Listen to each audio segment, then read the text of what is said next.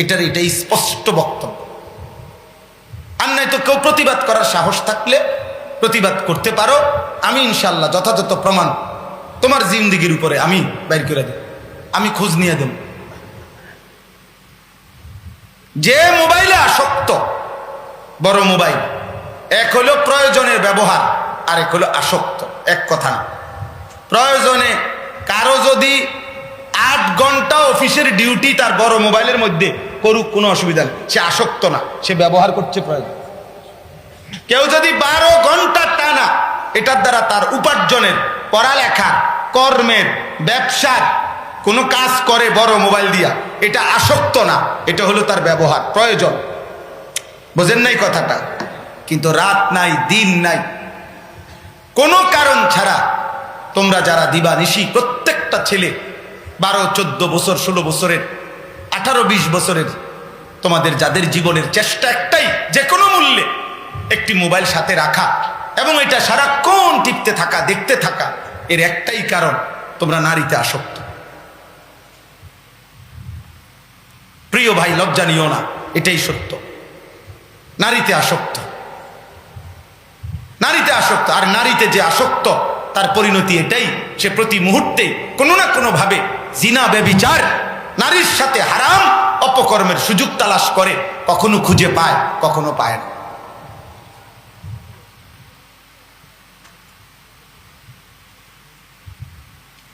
কিন্তু গুনার চেতনা চলতেই থাকে। নাউজুবিল্লাহ, নাউজুবিল্লাহ, নাউজুবিল্লাহ। আল্লাহ নবী সাল্লাল্লাহু আলাইহি সাল্লাম, আমার সন্তানরা শোনো, আমার ছোট ভাই শোনো, আল্লাহ নবী সাল্লাল্লাহু আলাইহি সাল্লাম বলছে 2টি পাপ। একটি হলো মদ পান করা, নেশা, মদ, নেশা, গাঁজা, ফেন্সিডিল, ইয়াবা, মানে মদ, নেশা, আর হলো জিনা। কসম আল্লাহ, নবীজি বলছে এই 2টি পাপ এমন যে করতে ইচ্ছুক হয়, যে জিনা করতে চায়, নারীর সাথে হারাম কাজ, আর মদ পান করতে চায়, খোদার কসম নবীজি বলছে আল্লাহ তাআলা ওই 2 পাপের পূর্ব মুহূর্তে ওই নাফরমানের কলিজার থেকে ঈমান খুলে ফেলে, ঈমান বের করে রেখে। আল্লাহ তাআলা বলে, নেশাখোর, নেশা করতে যাচ্ছ, ওয়েট, দাঁড়াও, আমার ঈমান আমারে দিয়ে দাও, যা বেঈমান, বুঝা। নারী দেখবি, উলঙ্গ ছবি, জিনা করবি, ব্যভিচার, হারাম প্রেম, আচ্ছা ঠিক আছে, যাও, একটু দাঁড়াও, আমার ঈমান আমারে দিয়ে দাও, এবার যাও, যা বেঈমান, এবার যা।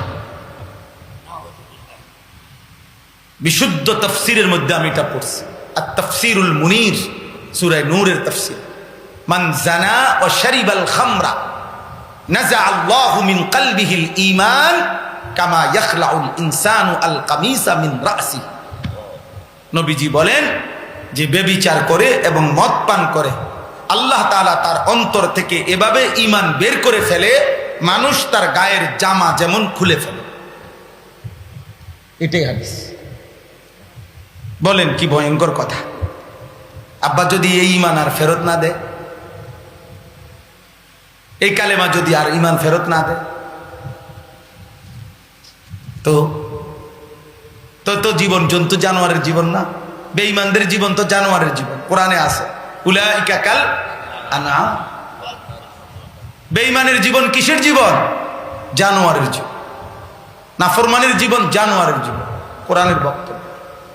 আল্লাহ আমাদেরকে বুঝ দান করে। আমরা আহ্বান করছি, প্রতিদিন বলি একই কথা, এই ছাড়ার কথা নাই। প্রত্যেক দিন বলতে চাই, তোমরা গুনাহ থেকে ফেরো, আখলাকের হেফাজত করো, আখলাকের হেফাজত। তুমি অপেক্ষা করো, আব্বা, তোমার দাদা, তোমার দাদি একসাথে হওয়াতে তোমার আব্বা হয়েছে, তোমার আব্বা, তোমার মা একসাথে হওয়াতে তুমি হয়েছে। তার মানে নারী পুরুষের সম্পর্ক, স্বামী স্ত্রীর মিলন, এটা পৃথিবীর আবহমান কালের রব্বুল আলামিনের চিরন্তন ফায়সালা, ধারাবাহিকতা। ওয়াবাসসা মিনহুমা রিজালান কাসীরান ওয়া নিসাআ। অতএব এইটা যেহেতু ওই তোমার বাপ পর্যন্ত হইছে, তোমার পর্যন্ত হইব। তুমি কুত্তার মতো হইও না, কুত্তার মতো হইও না,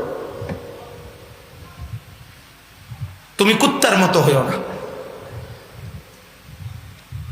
দয়া করে নারীকে কেন্দ্র করে যার চরিত্র নষ্ট হয় সে খবিস। আর আল্লাহ ওয়াদা দিছে এই খবিসের স্ত্রীও হবে খবিস। কসম আল্লাহ, এটা কোরআন শরীফের আয়াত কিনা? আল খাবিসাতু লিল খাবিস। এই খবিস, এই আয়াতে খবিস বলতে বুঝাইছে নারীকে কেন্দ্র করে যে চরিত্র নষ্ট করছে এই খবিস। আল্লাহ ওয়াদা দিছে খবিস তোর বউ হবে খবিস। ওই খবিস মেয়েকেও বলছে খবিস তোর স্বামী হবে খবিস। আল খাবিসুনা লিল খাবিসাত। আরো আশ্চর্য হইবে তোমরা যদি জানো তাইলে মজার পাইবা যে আল্লাহ নবী যখনই বাথরুমে ঢুকতেন পায়খানা, তো নবীজি ঢুকবার আগে বলতেন আল্লাহ খবিস থেকে পানাহ চাই, মিনাল খুবুসি ওয়াল। তার মানে এক খবিস পায়খানায় থাকে, পায়খানা খবিস।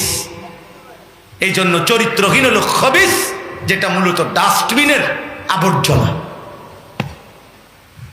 যেটা মূলত বাথরুমের আবর্জনা, যেটা পায়খানার ময়লা। নাউজুবিল্লাহ, নাউজুবিল্লাহ।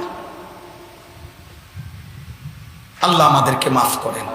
আমরা তোমাদেরকে ফিরাইতে চাই, আমরা বলতে চাই, আমরা বুঝাইতে চাই, আমরা বারবার বলি, এছাড়া আমাদের কাছে আর কোনো শক্তি নেই। ফিরাবে মূল সিদ্ধান্ত পরিবর্তন আল্লাহর হাতে। কার হাতে? বাকি আমরা দিবানিশি বলছি।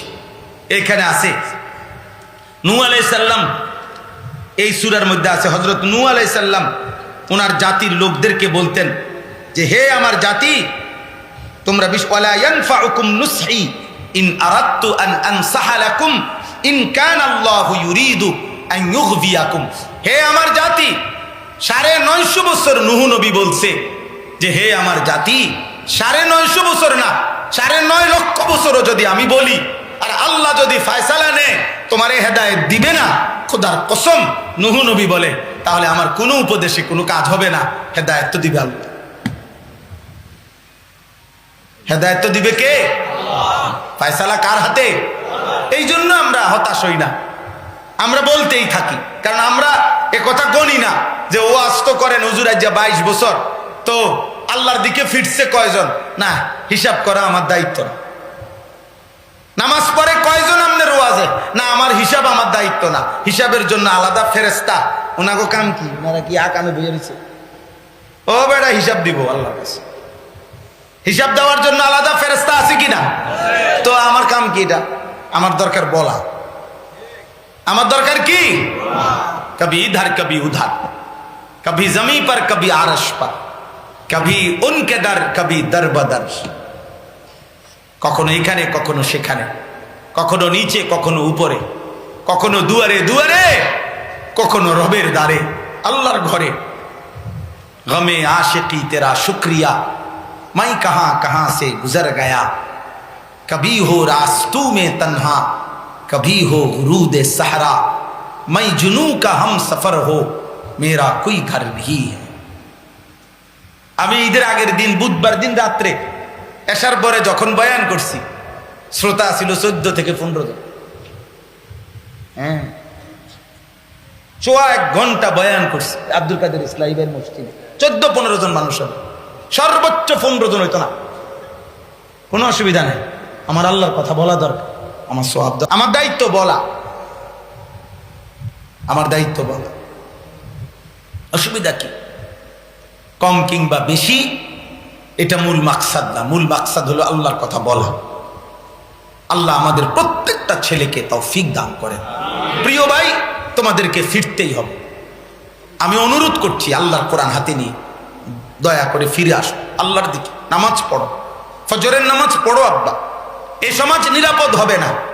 92% মুসলমানের বাংলাদেশে 3 লক্ষ মসজিদ থেকে 3 লাখ মসজিদ থেকে যেই বাংলাদেশে প্রতিদিন আজান হয়, 92 চাইতে বেশি পার্সেন্ট মুসলমান যে বাংলাদেশে, এত পীর বুজুর্গের দেশ যেই বাংলাদেশ, এত পাঞ্জাবি টুপিওয়ালা, সেই দেশে যদি 8 বছরের কন্যা ধর্ষিতা হয়, 8 বছরের মেয়ের কল্লা যদি শরীর থেকে 2 টুকরা হয়ে যায়, এই 8 বছরের মেয়েটা মনে রাখো আল্লাহর কাছে গিয়া বলবে, মাওলা আমি বাংলাদেশ থেকে আসছি, আপনার যেই দেশে 92 চাইতে বেশি মুসলমান, 3 লক্ষের চাইতে বেশি দেশ মসজিদে, যেই দেশে আজান হয় সেই দেশে 8 বছরের কন্যা আমি ইজ্জত বাঁচাইতে পারি না। আমি 8 বছর বয়সে 2 টুকরা হইয়া আমারে টুকরা করে ফেলছে মাওলা, আমি এর বিচার চাই। তখন তোমরা এই পরিমাণ যুবক বলো আমরা বেঁচে থেকে আর লাভ কি হলো?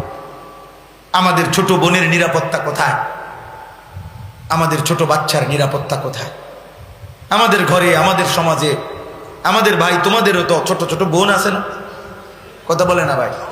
তো তোমার বন্ধু নামের যেই শয়তানটা 24 ঘন্টা উলঙ্গ ছবি দেখে, যে তোমার বন্ধু, ওই বন্ধু সে বুঝি তোমার বন্ধু? এমন বন্ধুর সাথে চলে ফিরে তোমার কিংবা তোমার পরিবারের ইজ্জতের গ্যারান্টি কোথায়? হ্যাঁ বলো না ভাইয়া?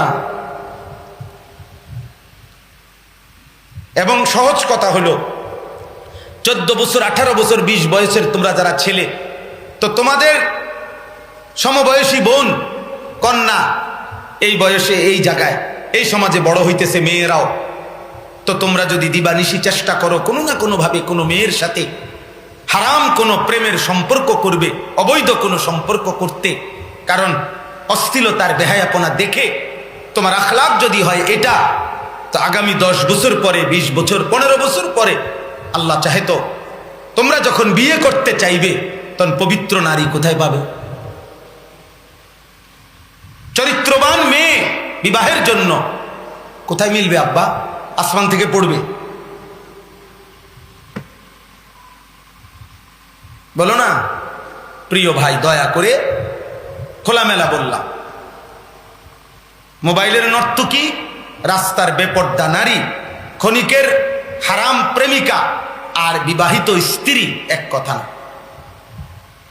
একজন ছেলেও যদি বুঝো তো মনে রেখো,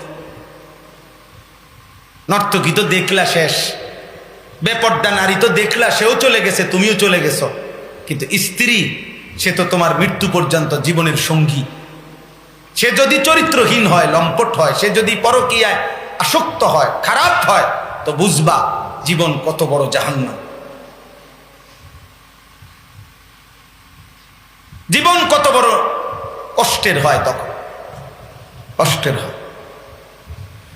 আল্লাহ আমাদেরকে মাফ করে দেন, আল্লাহ আমাদেরকে মাফ করে দেন, আল্লাহ আমাদেরকে বুঝ দান করেন। আমরা খোলামেলা বললাম, নিজেদের হায়াত দুনিয়ার জীবনটাকেই মুসিবতের বানায়ও না, আখেরাত তো আছেই, দুনিয়াটাও মুসিবতের বানায়। সর্বশেষ কথা হলো, চলে এই রাত গভীরে আমরা আমাদের ভুল, গুনাহ, পাপ, অপরাধ এগুলা স্বীকার করে আল্লাহর কাছে তওবা করি। এই কথাটাই এখানে আল্লাহ তাআলা বলেন সূরা হুদ, কোরআনুল কারীমের 11 নম্বর পারা, 11 নম্বর সূরা। এই সূরাটা আমি পড়ছি 5টা আয়াত, শুধু তর্জমা বলি, শুনেন। আল্লাহ তাআলা বলেন আলিফ লাম রা, এই অক্ষরগুলোর অর্থ আল্লাহই জানেন, রাসূলই জানেন সাল্লাল্লাহু আলাইহি ওয়াসাল্লাম। এগুলোর অর্থ আল্লাহ এবং রাসূল ভিন্ন, প্রকৃত অর্থ আর কেউ জানে না, ইচ্ছা করেই আল্লাহ জানান নাই, যেন কোরআনের মুজিজা বাকি থাকে কিয়ামত পর্যন্ত, যে কোরআন আল্লাহর কালাম, অতএব আল্লাহ বলে নাই, রাসূল বলে নাই। যদি কারো হিম্মত হয় তাহলে নিজে বানাইয়া বলতে চেষ্টা করো, কেউ পারেও নাই, পারবেও না। সুবহানাল্লাহ। কিতাবুন উহকিমাত আয়াতুহু, আল্লাহ তাআলা বলেন এই কোরআনের প্রত্যেকটা আয়াত, প্রতিটা বক্তব্য মজবুত দলিল এবং প্রমাণ দ্বারা মজবুত করা হয়েছে। অর্থাৎ কোন কথা এই কোরআনের ঠুনকো